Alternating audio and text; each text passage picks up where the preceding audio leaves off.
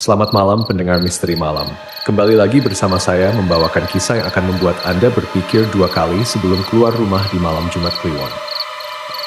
Malam ini saya akan menceritakan sebuah kejadian yang dialami oleh seorang pria bernama Raka. Kejadian ini terjadi di kampung halamannya, di sebuah desa kecil di Jawa Tengah.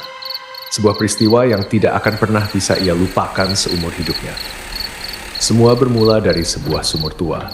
Awal dari gangguan Raka baru saja pulang ke desanya setelah bertahun-tahun merantau. Ia kembali untuk menjenguk ibunya yang sudah tua dan tinggal sendirian.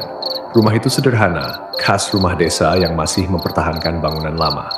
Namun, di halaman belakangnya ada satu hal yang selalu membuat Raka merinding sejak kecil, sebuah sumur tua yang sudah lama tak terpakai.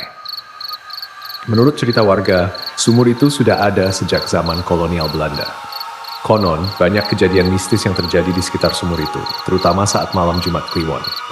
Ada yang pernah mendengar suara orang menangis, ada pula yang melihat sosok wanita berambut panjang berdiri di bibir sumur. Tapi Raka tidak terlalu percaya. Baginya itu hanya mitos yang diceritakan turun-temurun. Namun, pemikirannya mulai berubah di malam Jumat Kliwon, pertama sejak ia kembali.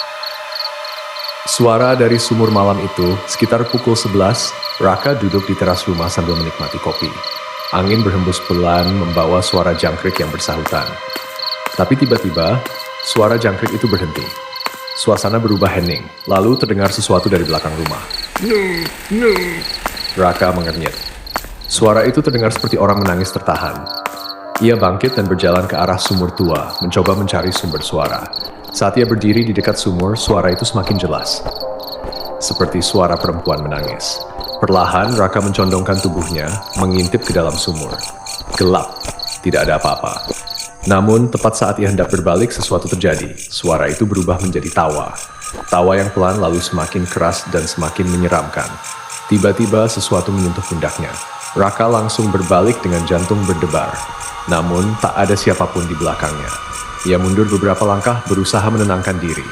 Tapi sebelum ia bisa melangkah lebih jauh, sesuatu muncul dari dalam sumur. Sosok perempuan berambut panjang dengan mata kosong dan mulut yang menganga lebar. Tubuhnya basah seperti baru saja keluar dari air. Aku. Raka berteriak dan langsung berlari ke dalam rumah. Ia mengunci pintu dan membaca doa sebisanya. Malam itu, ia tidak tidur. Rahasia kelam sumur tua. Keesokan harinya, Raka menceritakan kejadian itu kepada ibunya. Wanita tua itu hanya diam, lalu menghela napas panjang. "Aku sudah bilang jangan dekat-dekat sumur itu," ucap ibunya dengan suara pelan. Dengan suara bergetar, ia mulai bercerita. Dulu sebelum Raka lahir, ada seorang wanita yang tinggal di desa ini.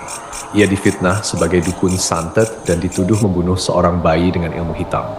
Warga yang marah menyeretnya ke sumur itu dan melemparkannya hidup-hidup.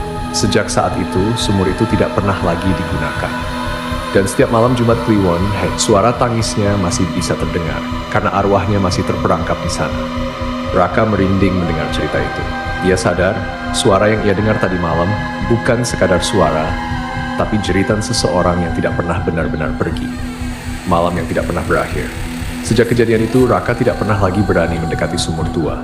Namun meskipun ia tidak mendekat, setiap malam Jumat Kliwon, suara itu masih terdengar.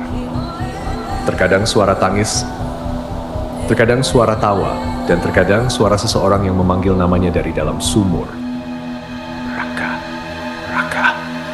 Dan sampai sekarang, ia tidak pernah berani menjawab. Karena siapa yang tahu apa yang akan terjadi jika menjawab panggilan itu. Selamat malam, dan jangan lupa jika Anda mendengar suara aneh di malam Jumat Kliwon, jangan pernah menjawabnya.